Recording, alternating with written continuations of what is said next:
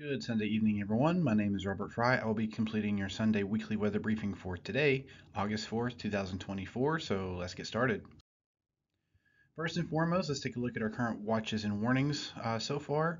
We do have a heat advisory. It is in effect. It continues to be in effect. In fact, not only Monday, but also Tuesday.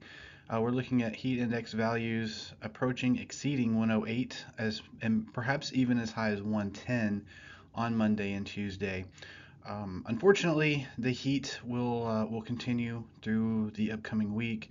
We'll see heat index values of 112 or even higher going into Wednesday, Thursday, and Friday. And our air temperatures for a lot of us will actually be at or above 100 degrees. So we're looking at a very hot week coming up. So again, remember those heat safety rules. Drink plenty of water, take frequent breaks if you're outside.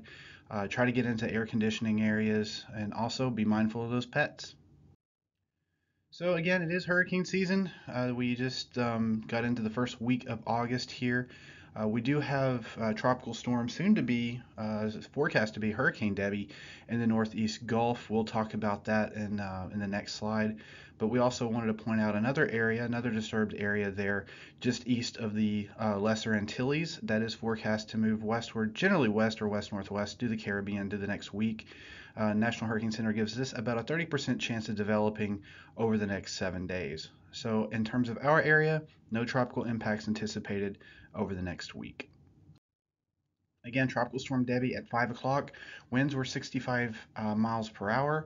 It is moving generally to the north at around 12 miles per hour. Should make landfall somewhere there in the Big Bend region of Florida in the Northeast Gulf during the day on Monday as a hurricane. So for our area, it's far enough to the east. No impacts expected here, no direct impacts for our region, but we are thinking about our friends over in the Florida Panhandle, or the Florida Big Bend region, and also the Florida Peninsula there. And as you see, it does slow down. So we're talking about a very, very big rainfall producer coming into the southeast Atlantic coast there in Georgia and South Carolina over the next week or so. So let's take a look at our day 3 through 7 hazardous outlook here from WPC. The primary impact for our area again will be the heat.